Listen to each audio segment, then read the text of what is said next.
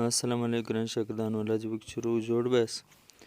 راځو د نن سبق چې دغه پاست پرفیکټ کنټینیوس ټینس دی. دا ټینس چې څه وخت استعمالیږي، په دې کې سینس پار څنګه استعمالیږي، د دې ټینس هیلپینګ ورب څه شی دی، څوم پاره استعمالیږي. د دې دپاره که تاسو غواړئ په دې باندې پوه سئ، ما ویډیو جوړه کړې ده د دې پر تعارف پر دې باندې. نو هغه ویډیو زه به دلته لینک دلته لوړ درته کښېږدمه د ویډیو په کونج کې یا په ډسکرپشن کې درته کښېږدم. فعلحال مخکې چې جملې ووایو، راځئ څه ښه ښایسته جملې درته ووایم چې دغه زده کړئ، په دې باندې خپل سپیکینګ هغه تیز کړئ. She had been working at the company for 5 years. She had been working at the company for 5 years. دې د 5 کالو څه په یو کمپنۍ کې کار کوي. I had been studying for 3 hours. ما 3 غنټې سټډي کول. We had been living in Kabul for a decade.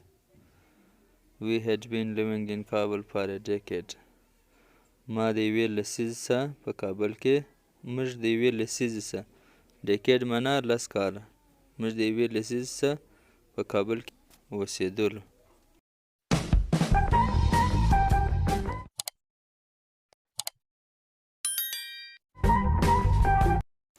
They had been waiting since morning for you. They had been waiting since morning for you. دوی د سهاره ستا انتظار کوي، ستا دپاره انتظار کوي. She had been saving the money since a month to buy a car. دې د یوې میاشتې پیسې بچولې، سپمولې چې یو موټر په رانیسي. The team had been practicing since afternoon.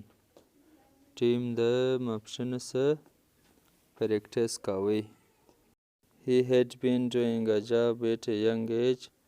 د په ځوانۍ کې کار کوي.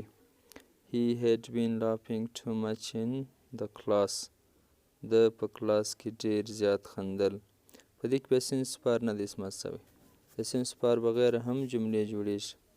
She had been running for half an hour. She had been running for half an hour. دې نیمه ګنټه یا یوه نیمه ګنټه ځغستل منډې وهلې. دا زموږ د نن سبق چې د پاست پرفیکټ کنټینیوس ټینس جملې ولې.